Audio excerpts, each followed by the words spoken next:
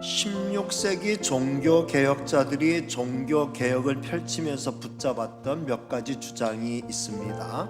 가장 중요한 주장은 성경으로 돌아가자는 것입니다. 성경으로 돌아가자는 말은 당시 가톨릭이 붙잡았던 교회의 역사와 전통보다 하나님의 말씀에 더 기준을 두자는 것이었습니다. 저들의 주장이 먹힐 수 있었던 것은 맞는 말이었기 때문이죠.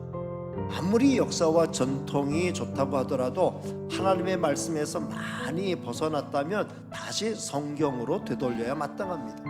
사람의 생각과 사람이 세운 기준이 성경 위에 서 있다고 한다고 하면 절대로 성경적인 교회를 만들어갈 수 없습니다. 종교개혁자들이 가장 분개했던 것은 사람의 구원조차도 교회의 지도 방침을 따르는 것에 있다고 가톨릭이 가르쳤기 때문이죠. 당시 교황 레오 10세는 화려하기가 이루 말할 수 없는 성 베드로 성당을 건축하기 위해 면죄부를 팔았습니다. 헌금하여 면죄부 사면 죄사함의 은혜를 받는다는 주장이었습니다. 성경 어디에도 면죄부라는 말 없거든요. 우리의 죄는 우리 주 예수 그리스도의 보혈로 씻음받는 방법 외에는 씻어질 수가 없지요. 그런데 가톨릭은 면죄부 사는 것으로서 이 권리를 얻을 수 있다고 주장했던 것입니다.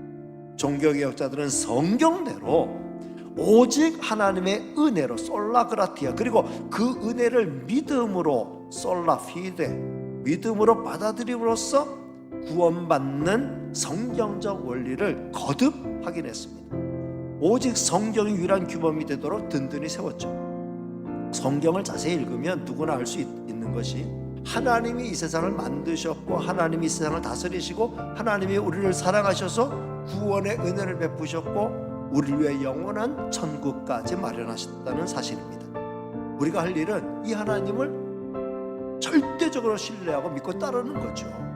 매사에 항상 믿음으로 반응하면서 합당한 경배와 찬양을 올려드리고 순종하여 복받는 삶을 살면서 우리의 남은 생을 하나님이 우리를 부르신 목적에 부합한 삶을 살아가는 겁니다.